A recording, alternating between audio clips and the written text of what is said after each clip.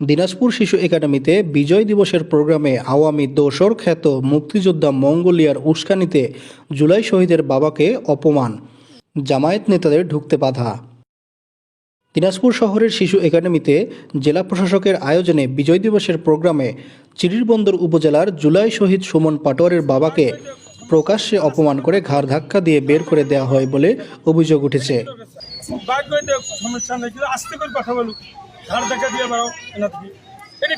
আওয়ামী দোসর খ্যাত মুক্তিযোদ্ধা মঙ্গোলিয়ার উস্কানিতেই এমন ঘটনা ঘটে বলে জানা যায়।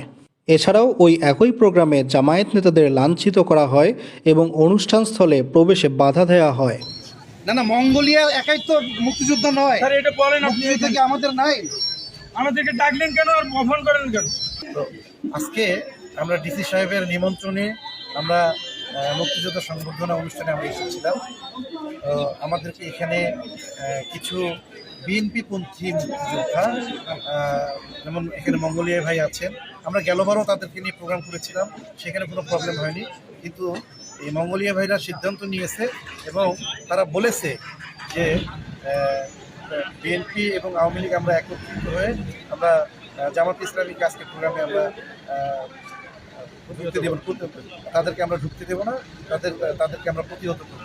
এবং সেটারই অংশ হিসেবে আমরা যখন এই প্রোগ্রামে উপস্থিত হলাম, আমাদেরকে তারা লাঞ্ছিত করেছে, আমাদেরকে অপমানিত করেছে, আমাদেরকে প্রোগ্রাম তো যেতে দেয়নি, বরঞ্চ আমাদেরকে এবং আমাদের সাথে সাথে জুলাই যুদ্ধে যারা শহীদ হয়েছে এই সকল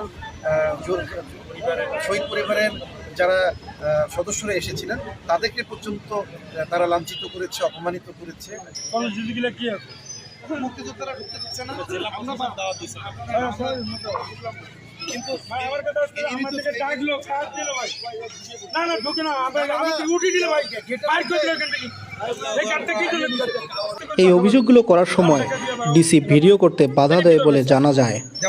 শোনা যায় এর আগেও তিনি বিভিন্ন জায়গায় ভিডিওতে বাধা দেওয়ার কার্যক্রম চালিয়েছেন এবং আজকেও একই ধরনের বাধা দেওয়া হয়েছে।